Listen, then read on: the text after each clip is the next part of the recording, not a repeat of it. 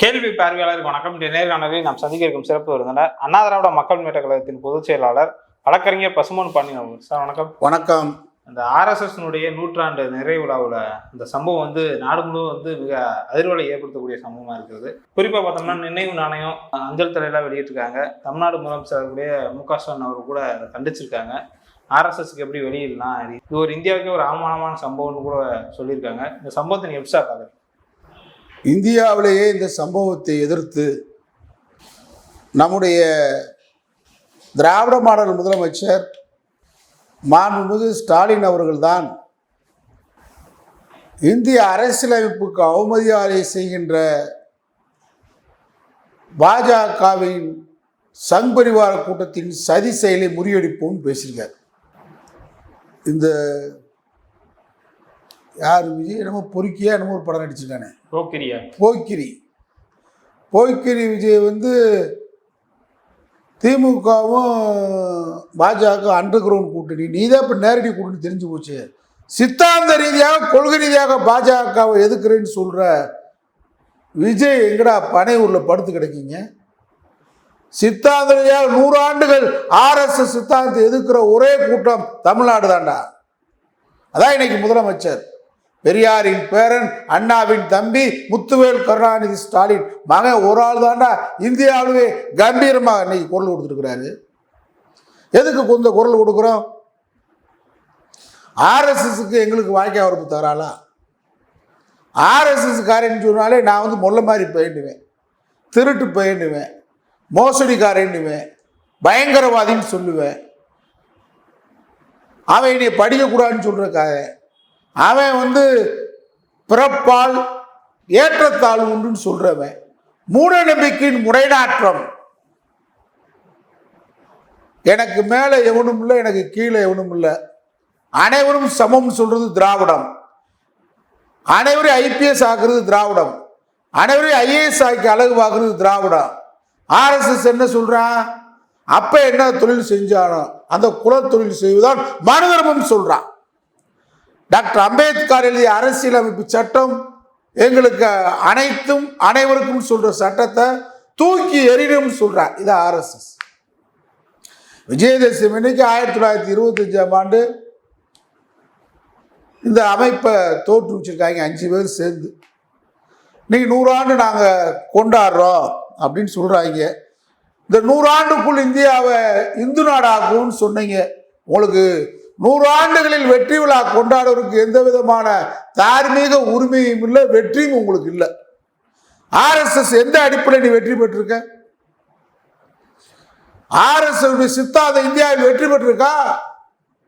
Gujarat model என்று சொல்லி ஏமாத்தி கார்பரேட்டு கூட கூட்டு களவாணித்தனம் சதி பண்ணி உலக பன்னாட்டு முதலாளிகளுடன் சேர்ந்து கொண்டு இந்தியாவில் இருக்கக்கூடிய இந்த பார்ப்பன பணியாக்கும் கைகோர்த்து கொண்டு குஜராத் மாடல் என்ற போர்வையில நீங்க ஆட்சியில் உட்காந்துருக்கீங்களே தவிர, இப்ப நாங்க திராவிடம் 100 ஆண்டுகளில் வெற்றி பெற்றிருக்கோம். 3 தலைமுறைக்கு முன்னாடி எங்க தாத்தா படிச்சிருந்தாரா? எங்க பாட்டி படிச்சிருந்துச்சா? இன்னைக்கு என் வீட்டு பிள்ளை டாக்டர், எங்க வீட்டு பிள்ளை ஐபிஎஸ் அதிகாரி. இன்னைக்கு திராவிட 100 ஆண்டுகளை சாதிச்சிருக்கோம்டா. உத்தரப்பிரதேசத்தில் பாரு, இன்னும் அவன் பாபர் மசூதி எங்க இருக்கு, ராமர் எங்க பிறந்தாரு, லட்சுமணன் எங்க பிறந்தாருன்னு அலைஞ்சிக்கிட்டு இருக்கான். இதான் உன்னுடைய ஆர்எஸ்எஸ் சித்தாந்தம், முட்டாள்களின் சித்தாந்தம். நாங்க எப்படி திராவிட சித்தாந்தம் வெற்றி பெற்றிருக்கோம். நீ ஆர்எஸ்எஸ்க்கு விழா எடுக்கிறது உனக்கு எந்த விதமான ஆட்சேபனை எனக்கு இல்லை. ஆனா இந்திய நாடு என்பது ஒரு மதச்சார்பற்ற நாடு. இந்த மதச்சார்பற்ற நாட்டின் பிரதமர் நீ போய் கலந்துக்கிற இந்த ஆர்எஸ்எஸ் நூற்றாண்டு விழாவில் குடியரசுத் தலைவர் கலந்துக்கிறாங்க, முன்னாள் குடியரசுத் தலைவர் கலந்துக்கிறாரு, இப்ப இருக்கிற துணை குடியரசுத் தலைவராக தேர்ந்தெடுக்கப்பட்ட பாருங்க. அவங்க எல்லாம் ஒரு மதச்சார்பற்ற நாடு. இந்த மதச்சார்பற்ற நாட்டில் துணை குடியரசுத் தலைவர், பிரதமர், கவர்னர் 3/4 பக்கத்துக்கு தமிழ்நாடு கவர்னர், சங்கி, ஆர்எஸ்எஸ் சங்கி. கட்டுரை எழுதுறீங்க, இந்த நாட்டில் வந்து கிறிஸ்தவர்கள், இஸ்லாமியர்கள், சிறுபான்மை மக்கள், இஸ்லாமியர்கள், அதிகார வர்க்கம் ஒரு பயங்கரவாத அமைப்புக்கு, இந்தியாவில் 3 முறை தடை செய்யப்பட்ட பயங்கரவாத அமைப்புக்கு, தேசப்பிதா மகாத்மா காந்தியை கொலை செய்வதற்கு உடந்தையாக இருந்த இந்த பயங்கரவாத அமைப்பிற்கு ஒரு மதச்சார்பற்ற நாட்டுடைய தலைவர்கள் நீங்க பகிரங்கமா அந்த அமைப்பு, பயங்கரவாத அமைப்பு, இந்து பயங்கரவாத அமைப்புடைய பிறந்த நாள நூற்றாண்டு விழாவை கொண்டாடுறீங்கன்னா இஸ்லாமிய மக்களை, கிறிஸ்துவ மக்களை, சிறுபான்மை மக்களை, பட்டியலின மக்களை அச்சுறுத்துவதாகத்தான் இருக்கிறது. அதிகார வர்க்கம் இங்கே அச்சுறுத்துவதாக கூட வெற்றி கிடைக்கல. 100 ஆண்டுகளில் நீ வந்து நாங்கள் சென்னை மாநிலத்தை தமிழ்நாடு பெருவிச்சிட்டோம். நீ இந்திய நாடை இந்துத்துவ நாடாக்க பார்த்த, உன்னால முடிஞ்சா நடக்கலை. இப்போ ஆர்எஸ்எஸ் என்று சொன்னாலே ஒரு கருப்பு அத்தியாயம், ஒரு கருப்பு வரலாறு. அந்த கருப்பு வரலாறுக்கு காவி பெயிண்ட் அடிக்கலாமா, வெள்ளை பெயிண்ட் அடிக்கலாமான்னு அதிகார வர்க்கம் யோக்கியங்க. ஆர்எஸ்எஸ் காரங்க, ஆர்எஸ்எஸ் இருந்தாலே நாங்கள் ரொம்ப மக்களுக்கு சேவையாற்றுவீங்க அப்படின்ற ஒரு பிம்பத்தை நீங்கள் கட்டு வைக்கலாம். அதிகாரத்தில் பிரதமர் இருப்பதிலிருந்து செய்யலாம் நினைக்கிறீங்க. நாணயம் வெளியிட்டிருக்கிறாரு, ஒரு நாணயம் இருக்கா? நான் பிரதமர் கேட்கிறேன். அந்த பிரதமர் பதவிக்கான கண்ணியத்தை பிரதமர் மோடி நேற்று இழந்து விட்டார். இல்லை, நாட்டுக்கு சேவை செஞ்ச அமைப்புன்னு சொல்றாரு. எப்படி சேவை செஞ்சிருக்கீங்க சொல்ல வர்றேன். உங்க சேவையை, இந்த நாடு ஏகாதிபத்தியம், பிரிட்டிஷ் ஆதிக்கத்தில், ஆங்கிலேய காலனி ஆதிக்கத்தில் இருந்துச்சு. தெற்கேதான் சுதந்திர போருக்கு வித்திட்டோம். தூக்கு மேடையை பஞ்சுமத்தையாக கருதணும். ஆர்எஸ்எஸ் காரை நூற்றாண்டு விழா கொண்டாடுறியே, துப்பு கட்டுவீங்களா? யாரா இந்திய சுதந்திரத்துக்கு விலை கொடுத்தது? என் ஆறுயிர் இஸ்லாமிய சகோதரன் தூக்கு மேடையை ஏறி இருக்கிறான். நாட்டில் கிறிஸ்துவனாக்கப்பட்டவன் தூக்கு மேடை ஏறி இருக்கிறான். ஆர்எஸ்எஸ் கார இந்திய சுதந்திர போராட்டத்தில் உங்க பங்கு என்னடா? இந்த நாடு சுதந்திரம் அடையக்கூடாது. ஆங்கிலேயுடைய காலை, அவன் பூட்ஸ் காலை நக்கி பிழைத்தவன் தான் கோவால்கார் கூட்டம், சாவார்கார் கூட்டம். அந்தமான் சிறையிலிருந்து என்னை விடுதலை செய்ய வேண்டும் என்று சாவார்கார் இந்தியாவிலே முதலாக வெள்ளை துரைத்தனத்திடம், வெள்ளைக்காரிடம் மண்டியிட்டு மன்னிப்பு கருதி எழுதிய கூட்டம் சாவார்கார் கூட்டம், ஆர்எஸ்எஸ் கூட்டம். அந்த கூட்டத்துக்கு நூற்றாண்டு விழா ஒரு கேடா? நான் பிரதமரை கேட்கிறேன், பாஜக சங் பரிவார் கூட்டத்தை கேட்கிறேன். சொல்றையே குடியரசு தின அணிவகுப்புல ஆர்எஸ்எஸ் காரை அணிவகுத்தோம்னு, அதோட கடைசி உங்களை அணிவகுக்க விடலை. அன்றைக்கு லால் பகதூர் சாஸ்திரி உங்களுக்கு ஆதரவாக இருந்ததுனால, பிரதமர் பொறுப்புறதுனால உங்களை விட்டார். அன்றைக்கே கடுமையாக கண்டிச்சோம். பெருந்தலைவர் காமராஜரை பட்ட பகல்ல டெல்லியில கொளுத்த போனவதாண்டா ஆர்எஸ்எஸ் காரங்க. பசுவதை தடை சட்டத்துக்கு எதிராக அகில இந்திய காங்கிரஸ் கமிட்டி தலைவர் காமராஜர் இருக்கிறான்னு சொல்லி அக்கா தமிழிசை, பொன் ராதாகிருஷ்ணன் வரலாறு பாருங்க. காமராஜரவே கொளுத்த போன கூட்டம் நீங்க. நூற்றாண்டுல கொண்டாடு, அது உங்க கட்சி சார்பாக கொண்டாடு. எங்கள் வரி பணத்தில் நாணயம் இருக்கா பிரதமருக்கு? அறிவு நாணயம் இருக்கான்னு கேட்கிறேன் பிரதமருக்கு. அந்த பதவிக்கு இழுக்கை தேடி விட்டார். அரசியலமைப்பு சட்டத்துக்கு அவமரியாதை தேடி விட்டார். அவங்க ஒரு பாரத மாதா, ஒரு இந்து தெய்வத்தை வடிவமைத்து ஒரு பாரத மாதா ஆர்எஸ்எஸ் காரை வச்சிருக்காங்க. அதை எப்படி நீங்க இந்திய நாணயத்தில் வெளியிட முடியும்? உங்களுக்கு நாணயம் இல்லாதவர்கள் பாஜக காரர், ஒரு பாசிஸ்ட் பாஜக, நாசிஸ்ட் பாஜக. இந்திய அரசியலமைப்பு சட்டத்துக்கு எதிராக ஒரு கடவுளை நீயா ஒரு பாரத மாதம் இந்து கடவுளை போட்டுக்கிட்டு அந்த உருவத்தை நீ எப்படி வெளியிட முடியும்? தபால் தலை வெளியிடுறதுக்கு என்ன இந்த சாவார்கார் கூட்டம் சுதந்திரத்துக்கு போராடிய கூட்டமா? 2ஆம் உலகப் போரின் போது நேதாஜி அவர்கள் படையெடுத்து வந்தார். இங்கே ஆங்கில ஏகாதிபத்தியத்தை எதிர்த்து போரிட்டு வெல்ல வேண்டும் என்று வந்தார். அப்பொழுது தெற்கே பசும்பொன் முத்துராமலிங்க தேவர் போன்றவர்களாம் நேதாஜி படைக்கு ஆள் சேர்த்தார்கள். அப்போ ஆர்எஸ்எஸ் என்ன சொன்ன? சாவர்கர் அறிக்கை இருக்கு, என்ன சொன்ன?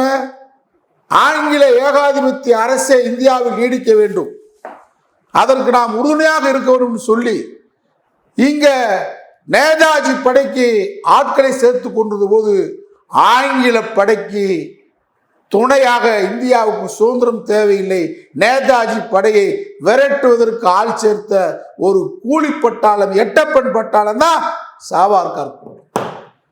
சுதந்திர போராட்டம் உங்களோட சம்பந்தம். அது மட்டும் இல்ல, வெள்ளைக்காரன் முத பிழைப்பூதிய வாங்கி பிழைத்த ஒரு பிச்சைக்கார கூட்டம். பிச்சைக்கார கூட்டம் வருத்தப்படுறேன், ரொம்ப ஒரு கேவலமான கீழ்த்தரமான கூட்டம். நீ எப்படி ஒரு பிம்பத்தை உருவாக்க பார்க்குறீங்க? நீங்க யோசிக்கீங்களா? முத இந்தியாவில் பயங்கரவாத அமைப்பு என்று சொல்லி தடை செய்யப்பட்ட அமைப்பு எது? மகாத்மா காந்தி கொலையில் சம்பந்தப்பட்ட அமைப்பு. இந்து மகா சபையில ட்ரைனிங் எடுத்தவன் யாரு? நாதராம் கோட்ஸே யாரு? அந்த பாப்பான் என்ன பண்ணா? பிர்லா மாளிகையில் மகாத்மா காந்தியை சுட்டுட்டு இஸ்மாயில் பச்சை குத்தி இருந்தான். அப்பொழுது மவுண்ட் பேட்டன் பிரபு தான் கவர்னரா இருந்தார். அவர் பிர்லா மாளிகைக்கு வர்றாரு. அப்போ ஒருத்தர் ஓடியாந்து சொல்றான், துளுக்கு தான் சுட்டுட்டு ஓடுறாரு. சுட்டவன் பாப்பான் என்று சொன்னார் மவுண்ட் பேட்டன் பிரபுடா. அன்னைக்கு வானொலி நிலையத்துடைய கண்ட்ரோலர்கிட்ட இவங்க முஸ்லீம் சுட்டுட்டு ஓடுறாங்க காந்தின்னு சொல்லி சொன்னாங்க. செய்தி அறிவிக்கப்படலை. யோசித்து பார்த்தா சொன்னா மகாத்மா காந்தியை சுட்டவன் இந்து என்று அன்றைக்கு வானொலி அறிவித்தது. அவ்வளவு பெரிய அயோக்கிய பிள்ளைகள். இந்திரா காந்தி காலத்தில் தடை செய்யப்பட்ட அமைப்பு இந்தியாவில் பயங்கரவாத அமைப்பு என்று, இந்து பயங்கரவாத, காவி பயங்கரவாத அமைப்பு என்று தடை செய்யப்பட்டீங்க. உங்களுக்கு எதுக்குடா நூற்றாண்டுகளா? இந்த நாடை இந்து நாடா அவனால அறிவிக்க முடியுமா? இந்த நாடை இந்துருஸ்டா அப்படின்னு சொல்ல முடியுமா? நூற்றாண்டு காலம் தடுத்ததுடா திராவிட இயக்கம், பொதுவுடைமை இயக்கம். நெய்யே நாங்க யோக்கிங்க ஜனநாயகவாதின்னு சொல்றீங்களே, நான் 2-3 இது மட்டும் முடிச்சுக்கிறேன். நிறைய விஷயங்கள் இருக்கு. 1979ஆம் ஆண்டு மார்ச் 25ஆம் தேதி இட்ட சண்டே வாரதலுக்கு ராஜ்நாராயணன் அளித்த ஒரு பேட்டியில் இவ்வாறு குறிப்பிடுகிறார். பெருந்தலைவர் ராஜ்நாராயணன் அவர் சொல்றாரு, கடந்த 40 ஆண்டுகளாக RSS அமைப்பை நான் மிகவும் துல்லியமாக கவனித்து வருகிறேன். 1940ஆம் ஆண்டில் அவர்கள் காந்தியை தாக்கி பேசி வந்தார்கள். சொல்ற நாங்க மகாத்மா காந்திக்கு RSSக்கு நெருக்கம் சொல்லி இன்னைக்கு இந்திய குடியரசு துணைத் தலைவர் பச்சை பொய்ய சொல்றார். 1942 ஆகஸ்ட் 9ஆம் தேதிக்கு பிறகு காங்கிரஸ்காரர்களை தாக்க ஆரம்பித்தார்கள். தொடர்ந்து பிரிட்டிஷ்காரர்களை உளவாளிகளாக அவர்கள் செயல்பட்டார்கள். அவர்களுக்கு ஒரு கொள்கை உண்டு. பிரிட்டிஷ்காரர்கள் பேஸ்வா பிராமணரிடம்தான் ஆட்சியை பிடித்தனர். எனவே பிரிட்டிஷார் இந்தியாவை விட்டு வெளியேறும் போது ஆட்சி மீண்டும் பேஸ்வா பிராமணரிடம் திருப்பி தர வேண்டும் என்பதுதான் RSS கொள்கை. புரிஞ்சுக்கீங்களா? RSS ஆதரிக்கிறீங்களா? ஆனால் பேஸ்வா பிராமணர்கள் ராஷ்டிரம் என்று சொன்னால் மக்கள் ஆதரவை பெற முடியாது. எனவேதான் அவர்கள் ஏற்கனவே ஒலித்து வந்த கோஷங்களை மாற்றிக்கொண்டு, அதுக்கு முன்னாடி என்ன கோஷம் ஒலிக்கிறாங்க? பிராமணர்கள் ராஷ்டிரம். சில பிற்படுத்தப்பட்ட கூலிக்கு மாறடிப்பான் பாஜக. RSS உடைய நோக்கம் பிராமணர்கள் ராஷ்டிரம். ஆனா அது நடக்காது தெரிஞ்சுதான் இந்து ராஷ்டிரம் என்று சொல்ல ஆரம்பித்தார்கள். ராஜ்நாராயணன் சொல்றார்.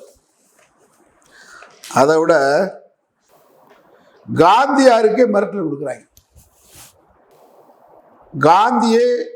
காந்திக்கு சொல்றாங்க லெட்டர்ல, RSS காரவையும் பேசுறாங்க. இன்னைக்கு பிரதமர் பேசுறாரு யோக்கிய மாதிரி. காந்தியே, பாலகங்கார திலகரை போல் இந்துக்களை ஒன்றுபடுத்தி போராடாத நீ ஒரு கோழை என்று காந்தியாருக்கு மிரட்டல் விடுறாங்க.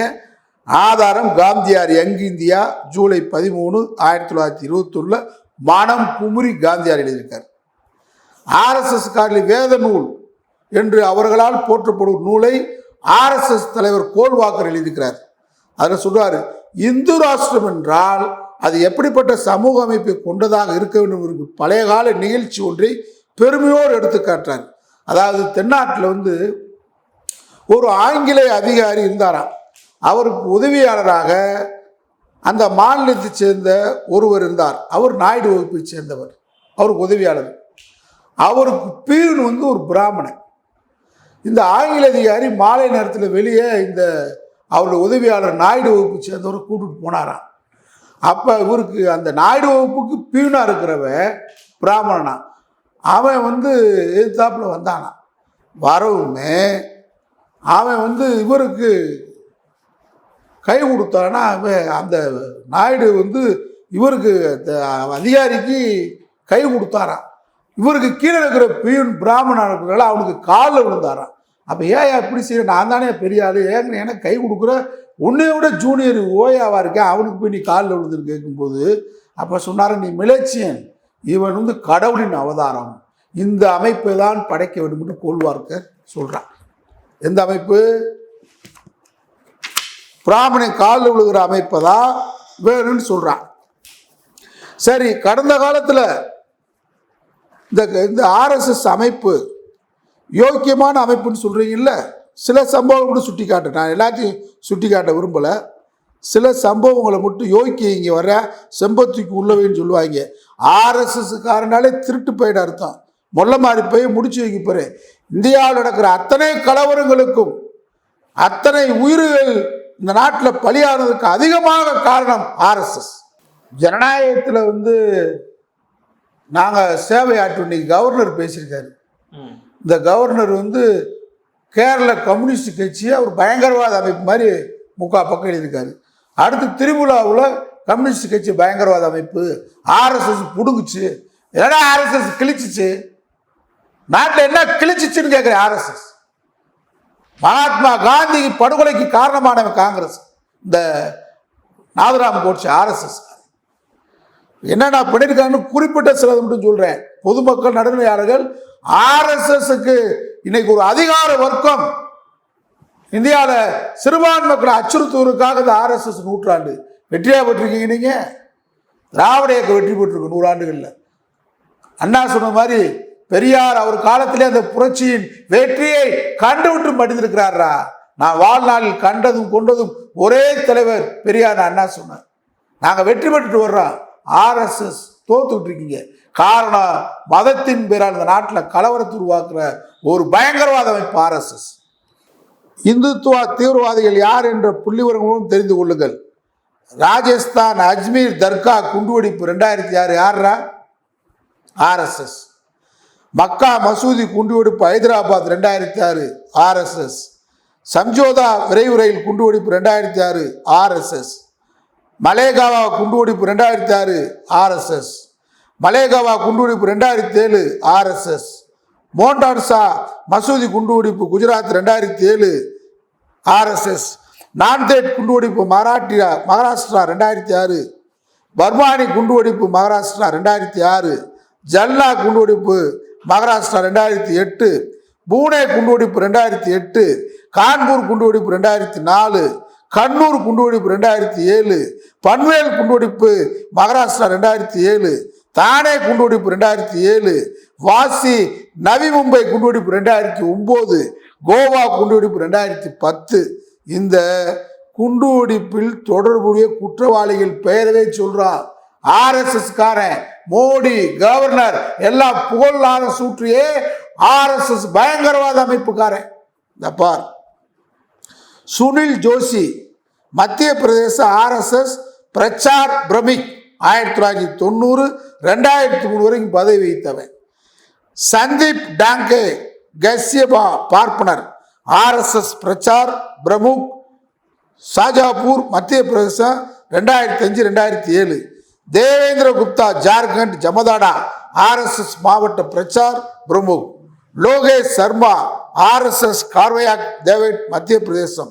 சந்திரகாந்த் லாவே ஜில்லா பிரமுக் ஜாகாப்பூர் மத்திய பிரதேசம். சாமியார் அசிமானந்தா மிகவும் மூத்த ஆர்எஸ்எஸ் தலைவரில் ஒருவர். ராஜேந்திர சமுந்தர் ஆர்எஸ்எஸ் அமைப்பின் தீவிர ஊடக செயற்பாட்டாளர் இருந்தவர். பிரச்சார் முக் மகாராஷ்டிரா.